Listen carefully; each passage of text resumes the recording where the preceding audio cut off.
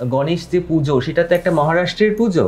সেইখান থেকে এটা কলকাতায় বা এই শহরে যে এলো পুজোটা, মানে বাঙালি অনেকে বলছে যে আমাদের সংস্কৃতি তো না, তার মধ্যেও এই কালচারটা ঢুকে গেল, বাঙালির কালচার।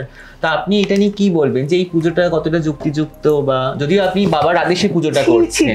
এই কথাগুলো কেন বলে, এই কথাগুলো কেন বলে? আমাদের বাড়িতে আমরা ছোটবেলা থেকে, আমার দিদিমার বাড়িতে আমি গণেশের মানে বাঙালি গণেশ একটা হয় আর ওদের গণেশের আলাদা। হ্যাঁ, ঠাকুরের বিভেদ করা কেন?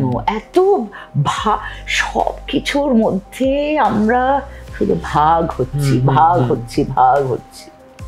কারণ ঠাকুরে নিয়েও যদি বিভেদ হয়, মহারাষ্ট্রের ঠাকুর আর আমার ঠাকুর, আরে ভারতের ঠাকুর গণেশ। মহাভারত কে লিখেছিলেন? কে মানে উনি বলে গেছেন, আর গণেশ তো লিখে গেছেন। এটা খুব বড় কথা। তাহলে